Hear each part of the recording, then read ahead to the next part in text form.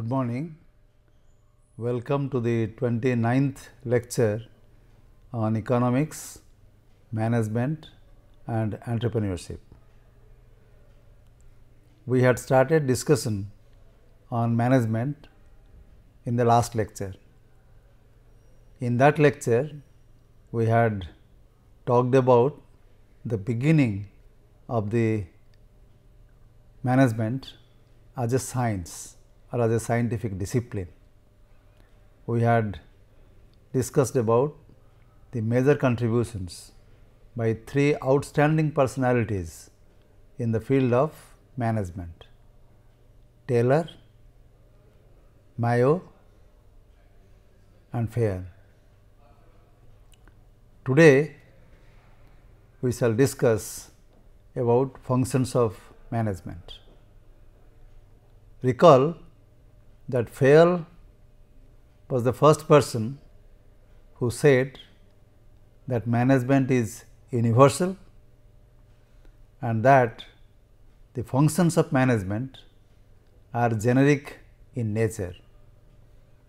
By that we mean that the functions can be categorized in different ways. And today we shall discuss about different categories of functions or different functions and then discuss them in some detail. Today's topic is therefore functions of management.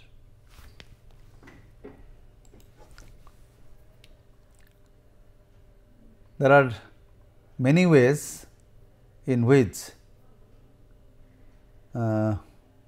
management functions are categorized.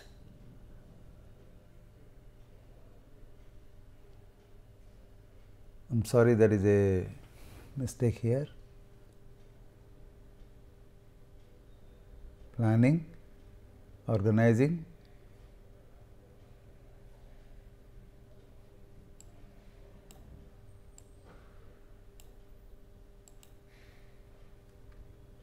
yes.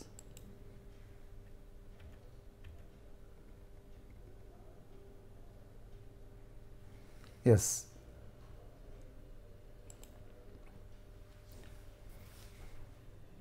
Two popular ways.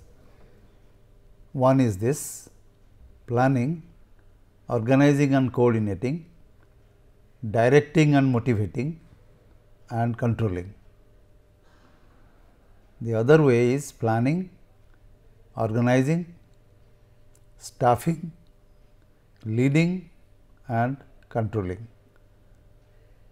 And here staffing is not included as a separate function of management, but in this classification staffing is included, and directing and motivating together is called leading here, whereas organizing and coordinating is called organizing only here.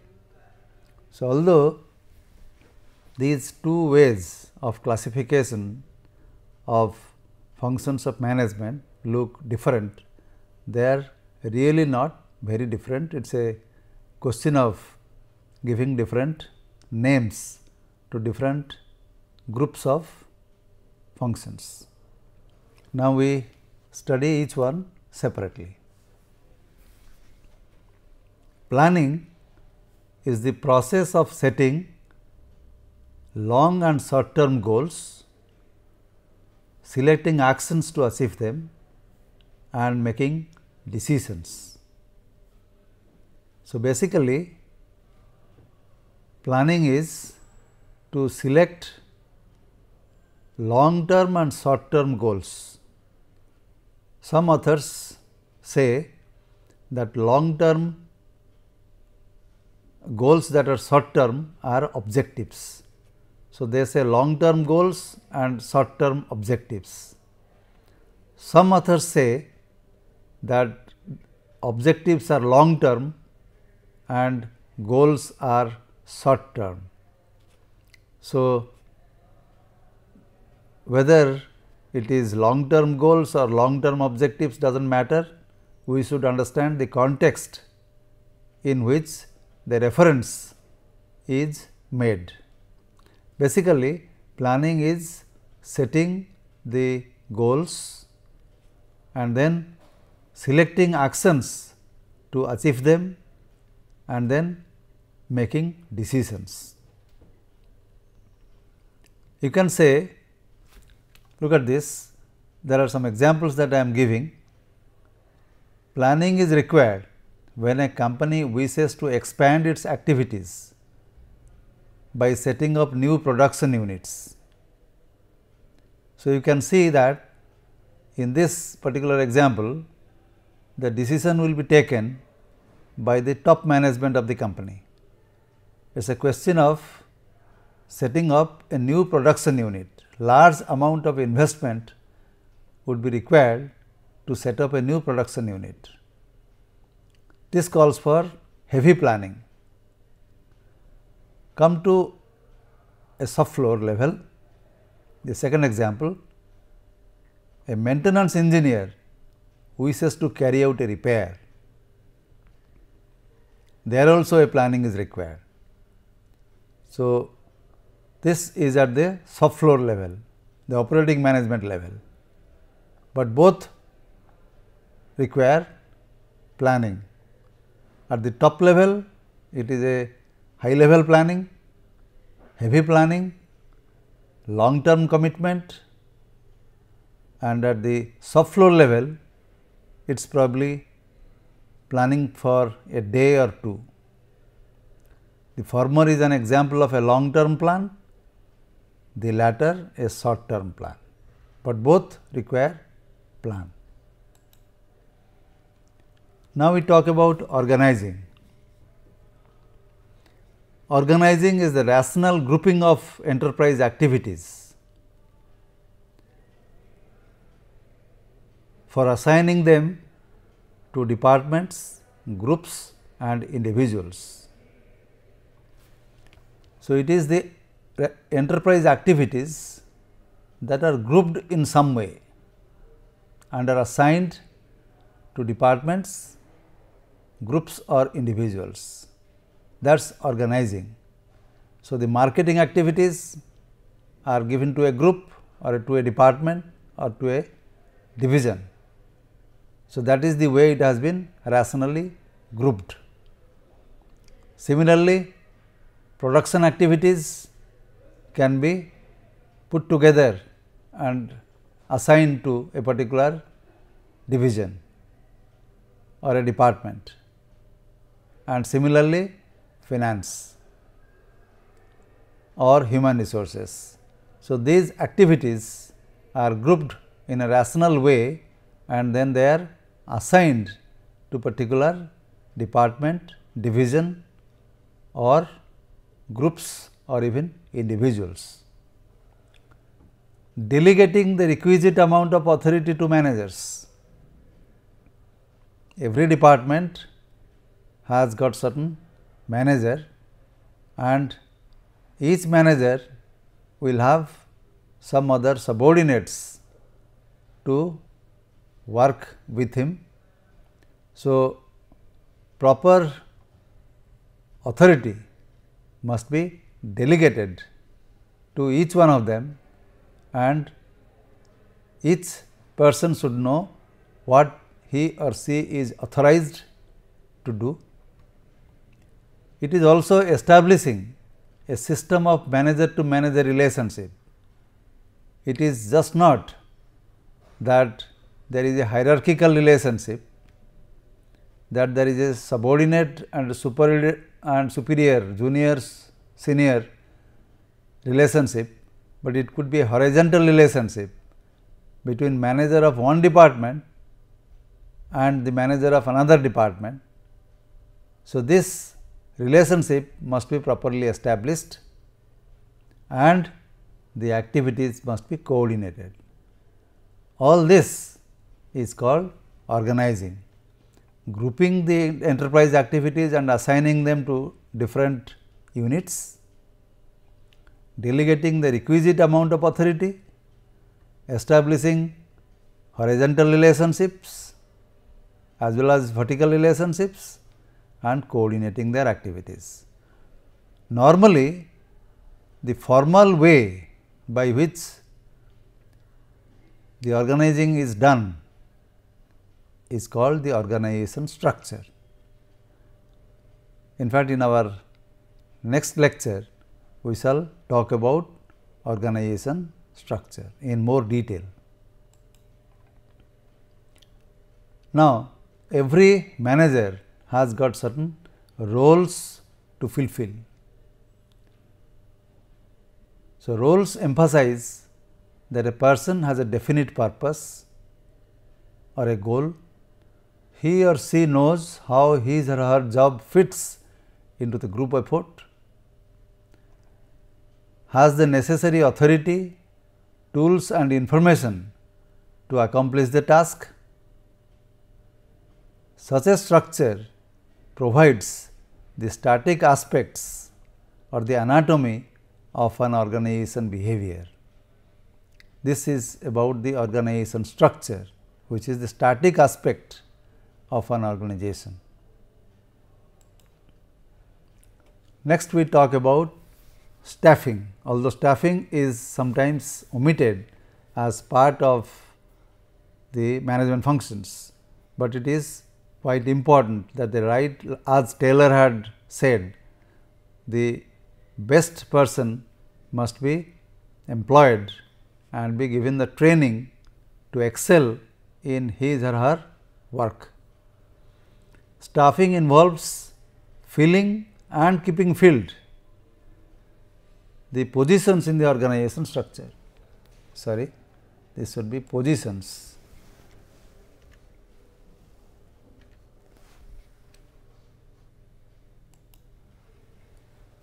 So, the vacant positions must be filled and they must be continued to be filled, so that the work is carried on. Now, this is done by identifying the workforce requirement, what exactly is to be done and how many workers are required to be recruited.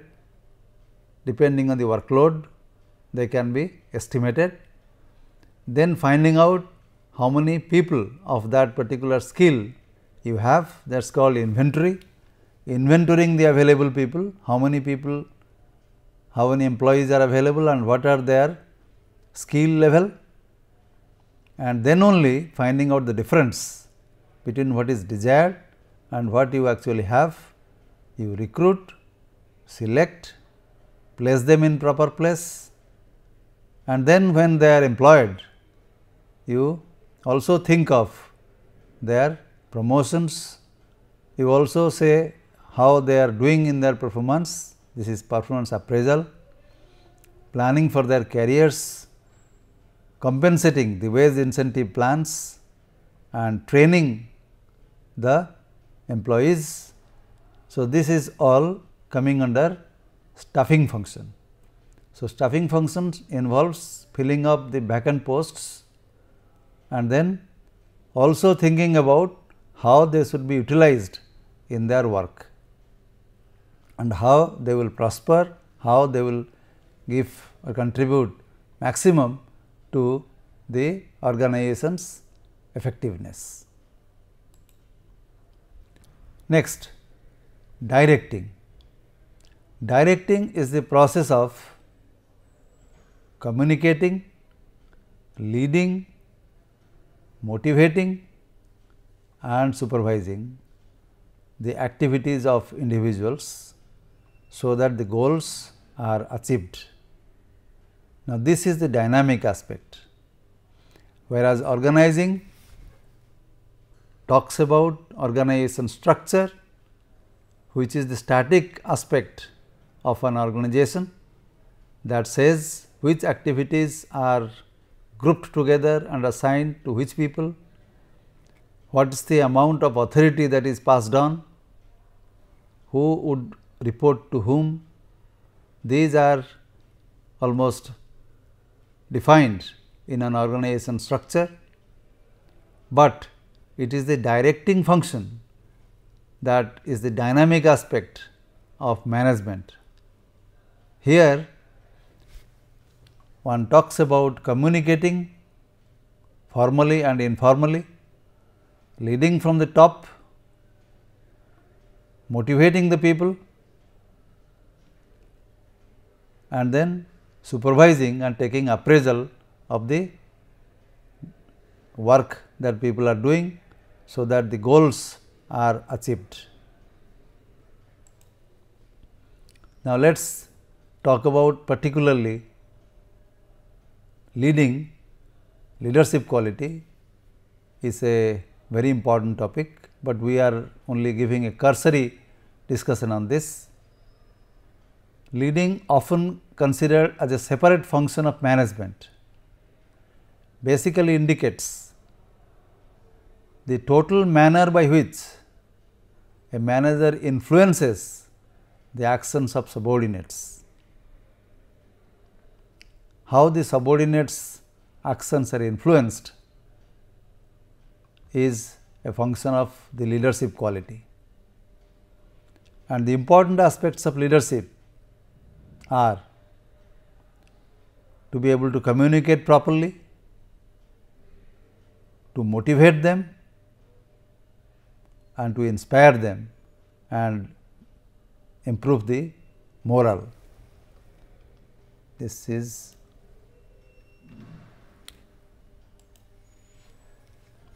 build the morale of the employees. Now, we take up the next function of management, which is controlling. Controlling is the process of measuring current performance, evaluating it against some predetermined goal,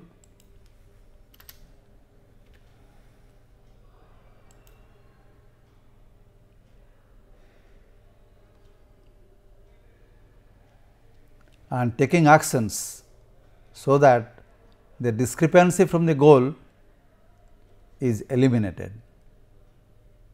Examples are working within budget. So, budget is the goal, and what you achieve is the actual expenses, and the discrepancy is the variance, budget variance, and then actions are taken. Maintaining standards, the quality standards, sticking to schedules are all examples of controlling. Now, in this slide we say that the functions of management are not a series of separate tasks that are performed independently. They together constitute an integrated and composite set of functions. Every manager has to do these functions, some functions relatively more and some less. Now, let us elaborate on this particular issue. In this context, before we elaborate on this issue, we talk about what is commonly known as the management hierarchy. Basically, every organization you will find a hierarchy in the management: top management, middle level management, and operating management. And although there is no sharp line of demarcation between any two management levels, but broadly in any organization we see that there are some people who do top level managerial activities and some do operating level management activities, and some others in the middle, they act as liaison between operating level managers and the top level managers. They translate the overall goals and objectives set by the top managers to individual plans, and then put them to the operating managers for meeting those plans, for meeting those goals. So, these are the functions of middle level managers. So, every organization has a hierarchical management structure defining a structure of authority relationships and a hierarchical grouping of functions into three types: the top level management, the middle level management and the operating level management. And this looks like a pyramid such as this. So, this is called a management pyramid that shows, and here we have drawn two lines dividing this into three areas. Here is the top level management, the middle level management and the operating level management. Now, the base here is wide because there are large number of persons who are operating level managers, and here it is less number of persons who are in the top level management, and the number of middle level management people are in between the two extremes. So, this therefore looks like a triangle or a pyramid, usually called a management pyramid. Now, we can discuss about the different types of jobs that the top level or activities that the top level management do or does and the operating level management does, and where the middle management personnel are placed. Now, on this side we have given an arrow with regard to these objective or criteria, and on this side we have put a downward arrow with respect to these criteria. What does this mean? It means that the top level management is more concerned with the sustainability and growth of the organization. Their planning content, their activities have a very high degree of planning content. They usually think long term and deal with external environment, the government, the customers, the financial institutions, the competitors, both national and multinational, new products that are coming, legal environment of the country, environmental features, these are all external, and it is the duty of the top level management to understand the implications of these external forces and then think how to mitigate such adverse external influences. Also, at the same time, the top level managers should also take into consideration opportunities that come in the external environment. External environment gives large amount of opportunities. The customer taste, customer requirements may change, and this could be an opportunity. A country with rising income gives rise to opportunities of various types, and the organization must open its eyes, understand that it can take advantage of such opportunities in the environment. And it is the top level managers who have the duty to plan ahead, to understand the opportunities and threats from the environment and plan ahead. They also, therefore, they write vision, long term goals and make strategic decisions how to not only sustain, but also grow. So, this is the work of top level management. Now, the operating level managers, they mostly are concerned with implementation of the plans. Their planning horizon time is short. They may be planning only for a day or maximum for a week. They are concerned mostly with internal data, and that are originating from within the organization: employee data, machine data, production data, quality data, cost data, all these are internally generated.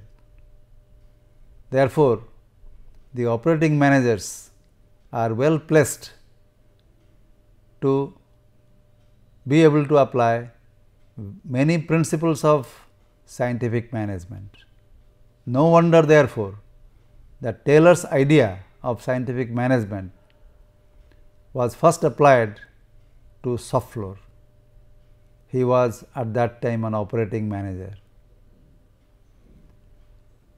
Today, after all these years, the management as a science flourishes also at the shop floor level.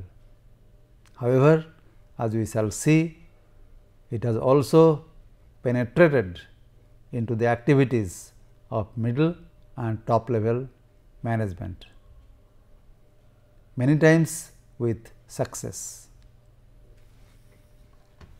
So, operating level management is concerned most with implementation and implementation of the plans and conformance to objectives.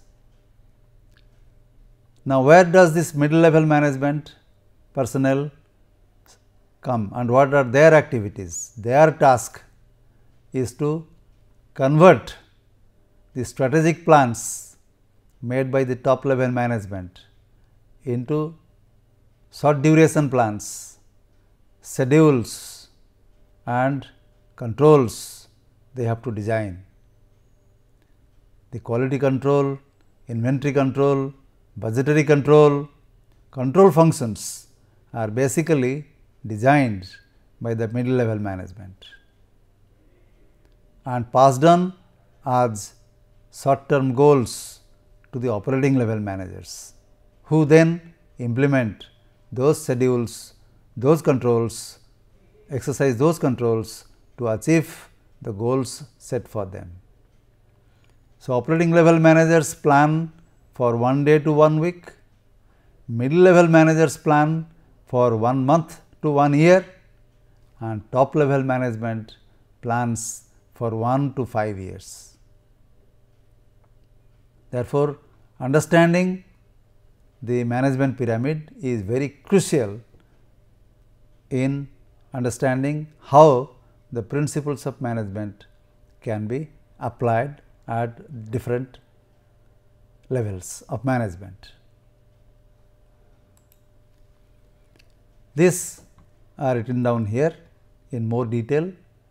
Top level managers make long range policies and plans that are generally concerned with environmental factors such as competition from other companies, new technologies, new products, new government laws, maintaining stability and growth of the company. Middle level managers are concerned with resource procurement and utilization. They translate the plans into schedules and attempt to achieve them in the most effective ways. And operating managers are actually first line supervisors who make the schedules work. While the operating managers are large in number, the middle level managers are less in number and the top level managers are the least in number.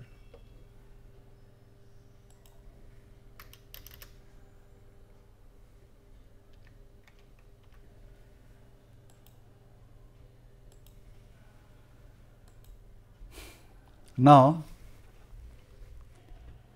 earlier I said that it is not that a particular management person will carry out only planning and no execution, or that only execution and no planning. Every manager has to carry out a bit of planning, a bit of organizing, a bit of directing and a bit of controlling. He may be doing more, a top manager may be doing more plan and less control, and an operating manager might be concerned with less plan, but more control, but nevertheless he makes a plan. This is shown in this diagram.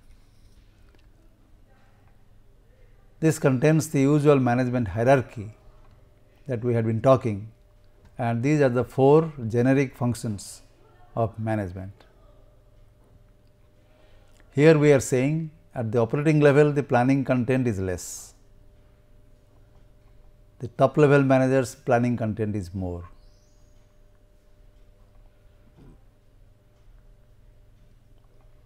And organizing function is more at the top level management, less at the operating level management.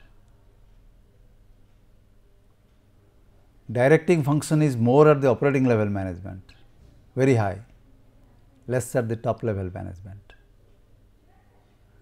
Control function, it is shown to be high at the top level management. I would say that controls are also needed at the operating level management.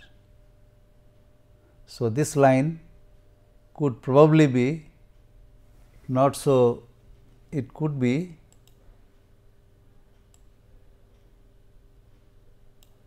something like this.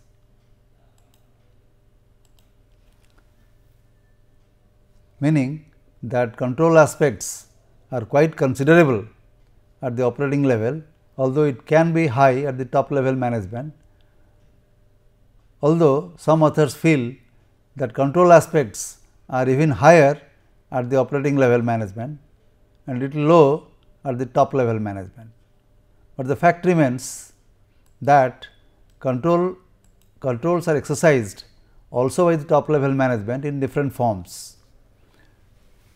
Say for example, the budgetary control is a function of a top level management, or let us say fraction defectives, percent defects, although it is a operating level management's function, but control could be exercised by the top level management. It is a question of to what extent the top level management has delegated its authority to the middle level or to the operating level managers. The less it is delegated, the more is the centralization. The more it is delegated, more is the decentralization. Normally, when authorities are delegated downwards to a larger extent, it results in decentralization and it gives a confidence to the operating level managers. But at the same time, as we shall study later, authority and responsibility must go side by side. A manager must not be given more authority than required to discharge his responsibilities. At the same time, the requisite amount of authority must be passed on to a manager if he or she has to discharge his responsibilities properly. So, these are certain things that we shall be discussing in detail when we talk about organizing later.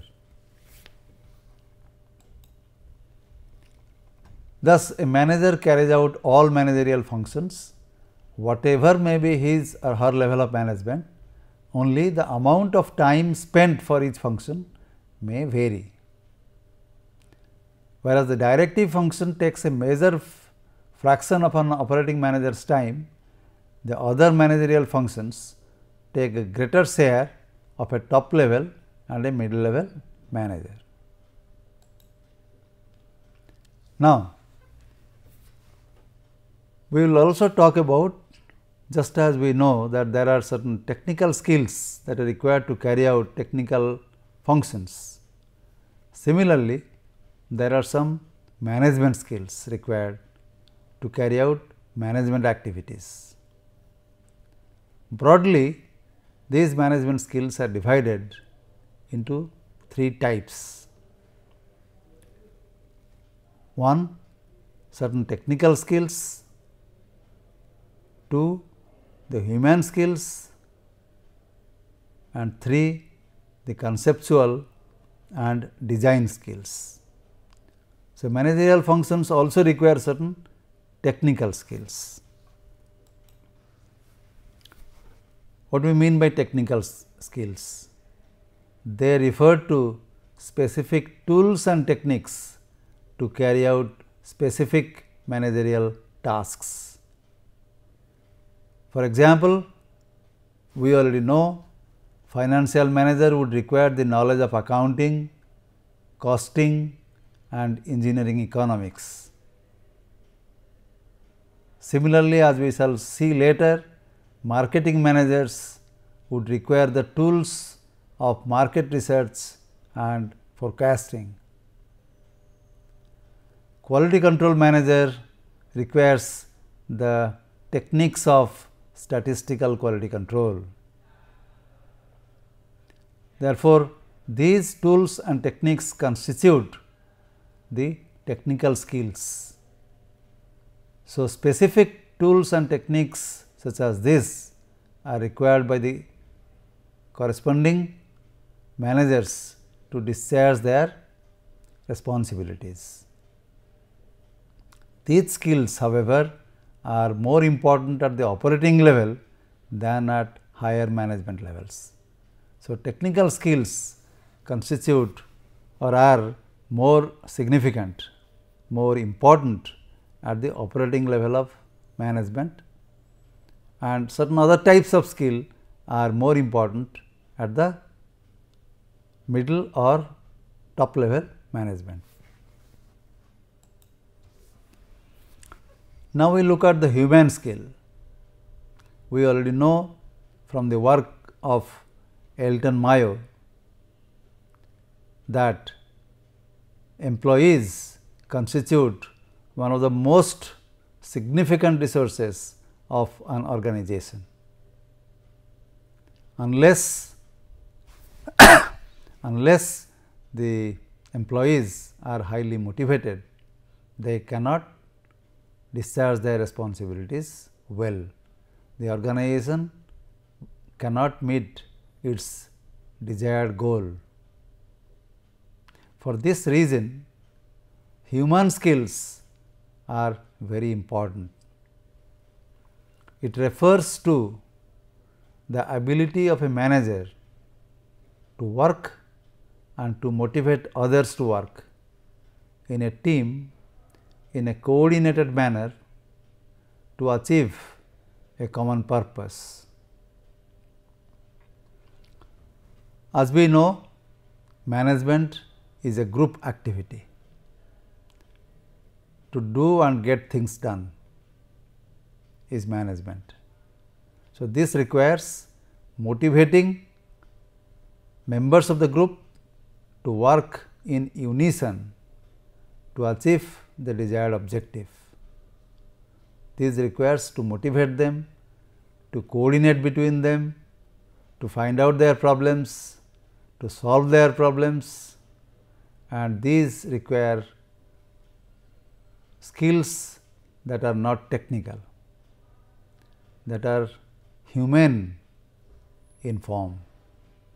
These are human skills: how to behave with people, how to talk with people, how to pass on information, how to collect their opinion, how to make them feel that they are an important resource in the organization, how to make or how to design the system such that they do not feel ignored or neglected, These requires human skill or behavioral skill. So, this is the second type of skill. The third is the conceptual and design skills. They refer to the ability to take a holistic picture of a problem, understand cause effect relationships among the dominant elements of the problem, solve the problem and prevent the occurrence of such a problem in the future. So, this is concerned with, as it says, understanding or taking the holistic picture, a systems view of the problem, going to root causes of the problem, not only solve the problem, but also prevent the occurrence of similar problem. This talks about not only conceptual skills such as the systems view, but also design skills. It means design your organization, design employee-employee relationships, design the organization structure, and understand, design the product. That means find out the customer requirements and decide what product to make, what features, what unique features a product or a service should have, so that it excels in the market. These are top level management functions. How to design the supply chain, how to incorporate the quality features in the production. So, these are, and of course, as I said, designing the organization is the top level management's function. These are design skills, operational skills, and usually it is the top level management's function. Now, we can draw a picture such as this to show the extent of different forms of skill that the different management level personnel should have. Top level management is concerned with more conceptual and design skill, but also human skill. Human skill is required almost in the same fraction at every level. The middle level management, rather the operating level management should have more technical skill and less conceptual and design skill. Top level management is concerned with more conceptual and design skill, and human skill is required by all levels of management.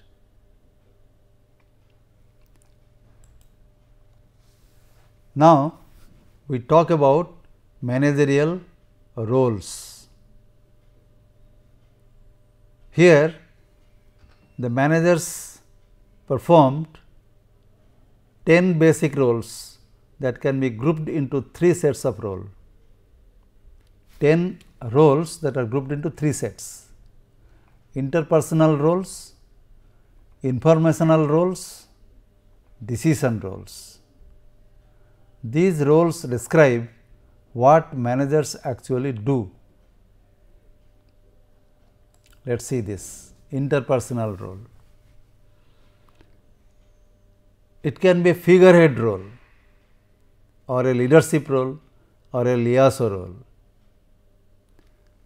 A figurehead role is on the strength of a position occupied, the manager signs documents, receives visitors, and inaugurates ceremonies, just because he or she is the figurehead. So, this is one role. The second role is leadership role. As I said, by leadership, the ability to influence subordinates. A manager influences his subordinates to achieve set goals by encouraging them, by resorting to various systems of rewards and punishments. So, various ways by which motivation is to be the subordinates can be motivated could be through systems of rewards and punishment. That is a leadership role. So, designing those systems and being able to influence the subordinate is the leadership role every manager should display. Liaison. A manager communicates with the outside world, the suppliers, the contractors, the government and the society. That is the liaison role. Informational roles. There are three basic roles here. Recipient role means the managers receive information about the organization and monitor its performance. Disseminator role. Managers pass on information both upwards to the superiors and downward to the subordinates. The spokesperson role. Managers speak to the superiors on behalf of the subordinates, to the subordinates on behalf of the superiors, and to outside parties on behalf of the organization. So, this is how the manager communicates with the superiors, subordinates, superiors and to the outside world. And finally, the set of decision roles, there are 4 of them: entrepreneurial role, disturbance handler role, resource allocator role and negotiator role. Managers initiate change, innovate new ideas, new ways of solving problems and of improving organizational performance. That is the role of an entrepreneur, design something new. Disturbance handler role is managers maintain stability by reacting to disturbances such as machine breakdown, which is at the operating level, loss of market share is a top level function, or manpower, people leaving the organization, it is a top and middle level management's concern. So, this is a disturbance to the organization and how to handle it is a role that the manager also functions, discharges. The resource allocator role. Managers acquire and allocate human capital and financial resources to achieve a set goal. And finally, the negotiator role. Whenever conflicting goals are encountered, managers reach compromising solutions by negotiating with different groups of persons such as unions, suppliers, customers and subordinates. This is to highlight the different roles in which the managers function, or different roles that a manager assumes. At times he passes on information, at times he takes the leadership role, at times he designs new ways of doing things, at times he negotiates with the outside world, with his own colleagues and take decisions, and at times he allocates resources for its full utilization to maximize productivity. So, different roles a manager assumes, he must have different skills to discharge his responsibilities. Now, we will talk about 6 M's. Normally, traditionally, we used to talk of 3 M's, and then we added the 4th M, and then we added the 5th M, and now we have added the 6th M. What they are? Particularly in a manufacturing organization, these 3 are important: man, machine and material. The role of man is already highlighted to a great extent, the human resource. Material is required to produce a product. and machines are required to transform these materials, raw materials, into finished product. And one needs money to be able to acquire these things and to transform the material into finished products.